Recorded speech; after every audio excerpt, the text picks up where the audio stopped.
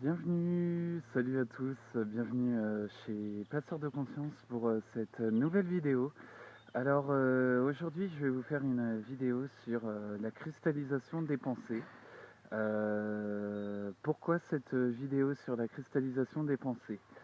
Euh, Cette vidéo m'est venue parce que je constate qu'on est énormément nombreux à avoir des repères extérieurs liées aux représentations qu'on se fait dans notre vie, dans notre existence personnelle, professionnelle, sociale et notamment dans les relations humaines et les liens relationnels que l'on crée dans nos échanges et nos communications quotidiennes.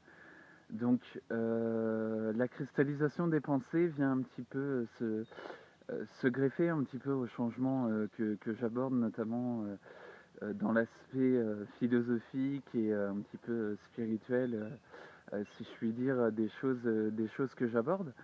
C'est juste, justement, ces mots-là n'ont de sens que le sens qu'on veut bien y entendre et leur donner, parce que il y a énormément de références qui s'apportent à ça. Donc, justement, la cristallisation des pensées passe par les pensées elles-mêmes, les concepts, les idées, tous les préjugés, les préconditionnements et tout ce dont notre découverte nous pousse à rester un petit peu dans le connu et ne pas aller vers l'inconnu et donc ne pas s'orienter vers en soi-même déjà, en soi-même et ensuite vers l'environnement qui nous entoure.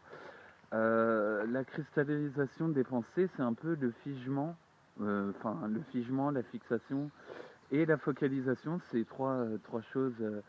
Le figement, parce que c'est comme si on plantait un décor et qu'on restait dans le même décor, parce que ce décor est un point de repère en nous qui est rassurant, qui justement entretient un petit peu la fertilité de nos pensées et un petit peu le système de processus d'habitude qui est en nous.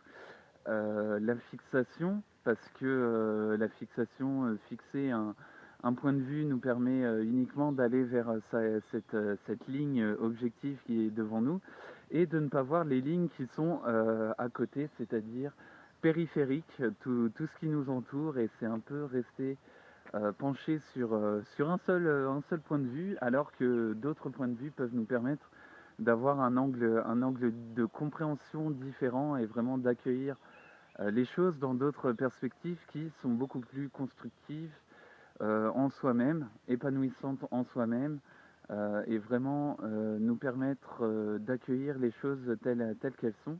Et la focalisation c'est un petit peu le fait justement de porter une attention sur une seule chose. Enfin, c'est un petit peu le synonyme de la fixation.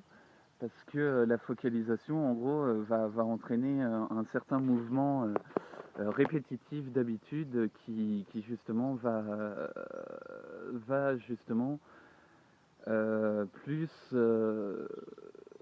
plus créer ce climat justement d'habitude et de répétition, quoi, de répétition. Et donc, cristalliser ses pensées, c'est un petit peu les laisser telles quelles et ne pas vraiment prendre en compte les avis, les opinions, les pensées, ou peut-être ce qui peut être beaucoup plus dans la coopération des relations humaines. La coopération, quand je parle de coopération, c'est pas forcément être permissif, être vraiment laisser subir les événements. C'est plutôt construire à partir de ces critiques, de ces avis, de ces pensées d'autres êtres humains, d'autres humains, construire quelque chose euh, qui puisse améliorer un petit peu nos points de vue. Et justement, comment ça se passe? Enfin, moi, je me rends compte par la lecture qui est vraiment quelque chose d'assez bénéfique, parce que la lecture apporte justement euh, notamment des données, des connaissances, un certain savoir qui peut être transmis, qui peut être partagé et qui peut être justement lié à une certaine sorte d'interactivité. Et ce que je me rends compte, en gros, dans les échanges et les communications, c'est que ça reste énormément formel, que si on apporte un certain savoir, en fait, ça met notre interlocuteur en difficulté, en détresse, en se disant, enfin, en ayant la sensation de dévalorisation, de renfermement sur soi-même, justement de rejet, d'exclusion de la pensée, de la différence. Or que la différence, elle, est vraiment une culture intéressante. Et quand je dis intéressante, c'est pas forcément que j'attends quelque chose de la personne, mais je suis plus dans cet aspect de la découverte, cet aspect de la connaissance, du savoir et vraiment de l'épanouissement par les interactions, l'échange. Et donc l'échange, c'est vraiment une ouverture en soi-même pour être accessible et se sentir accessible, disponible. Euh, c'est vraiment d'être attentif, vraiment être attentif au moment présent, à ce qui se passe, à être en écoute et vraiment justement ouais, se rendre en pleine disponibilité tout en ayant conscience que je suis déjà ici, quoi, que je suis déjà pleinement présent pour non plus cristalliser des pensées et me dire ah oui, donc cette personne est comme ça, comme ça, comme ça, comme ça, formater un petit peu et conditionner la personne, mais vraiment aller au-delà de tout ça et vraiment dépasser ce cap intérieur qui justement peut avoir cet effet métabloquant, mais qui au contraire ben, nous favorise un plein épanouissement en posant des buts, en posant soi-même des choses, des repères intérieurs qui favorisent un petit peu les orientations, les décisions et les choix que nous posons quotidiennement, que ce soit d'un point de vue personnel, d'un point de vue professionnel et d'un point de vue relationnel avec les êtres humains et, ce qu'on et ce qu'on peut partager avec eux, quoi. Donc c'est vraiment quelque chose d'assez bénéfique. Dans le fond, c'est assez bénéfique parce que on se favorise et on favorise aussi l'échange, la relation et les interactions avec la personne avec qui nous communiquons. Et c'est tellement simple que même en fait l'être est spontanément quelqu'un qui est relationnel en lui-même, c'est-à-dire qu'il a déjà des facultés qui lui sont propres pour communiquer, pour échanger, pour écouter, pour vraiment prendre acte et connaissance de ce qui se passe. Et que, en fait, ce sont les sensations, les émotions qui vont être liées aux expériences que l'on fait, qui vont créer justement un petit peu ce contraste et par moments des illusions, de la désillusion aussi. Euh, et justement, soit renforcer ce côté de la cristallisation par le figement, la fixation et la focalisation euh, de, de l'expérience vécue qui est déjà passée alors qu'on est déjà pleinement dans ce moment-là. Et en fait, c'est vraiment, vraiment être en pleine sérénité, en pleine paix, en plein apaisement. Et voilà, c'est vraiment ce passage-là de la paix, la sérénité et l'apaisement qui, waouh, qui apporte cette plénitude, comme je l'ai dit dans la vidéo sur les 3 P que je vous invite à voir. Donc voilà, c'est toutes sortes de choses qui font que les pensées se cristallisent, quoi. Vraiment se cristallisent par les représentations qu'on leur en donne, l'expérience vécue, et aussi les relations et les interactions et le fait, la perception que nous avons des échanges, quoi.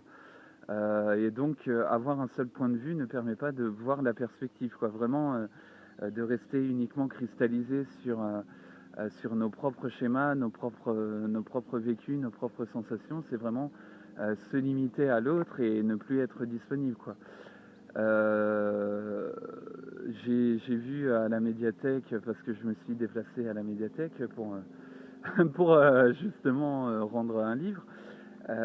Et il y avait une citation qui m'a fortement retenu l'attention, justement. C'est la suivante: c'est celui qui sait écouter et celui qui sera écouté en retour.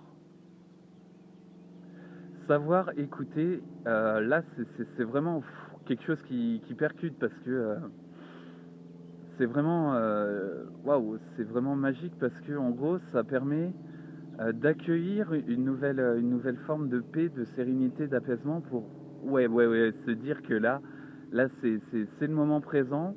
La paix, la sérénité et l'apaisement favorisent justement cette partie dans la plénitude de pleine présence. C'est vraiment l'écoute et aussi le petit point de détail qui va justement permettre cette disponibilité dans le détachement et vraiment la détente, se détendre et se dire que l'hostilité en fait que j'ai euh, intérieurement pour les autres, c'est l'hostilité que j'ai en moi-même, parce que j'ai certaines zones d'ombre qui n'ont pas été encore reconnues, qui n'ont pas été encore travaillées, pour me dire paf, je t'envoie ça, je t'envoie des projections. Et la rétroprojection qui nous est envoyée, bah, c'est typiquement le comportement que nous avons, et le caractère et l'attitude, quoi. Donc cristalliser ses pensées, c'est un peu formater et formaliser les préjugés, les préconditionnements et tout ce qu'on leur, tout ce qu'on leur en connaît au travers justement des relations professionnelles, personnelles.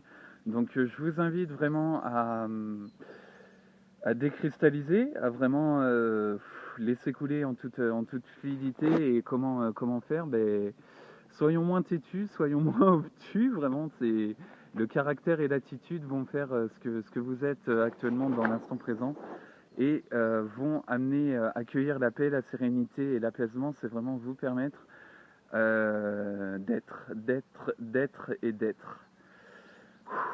Ouais, c'est ça. Donc voilà ce que je peux dire sur la cristallisation des pensées.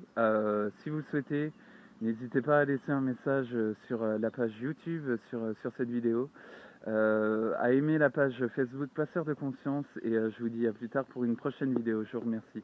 À plus.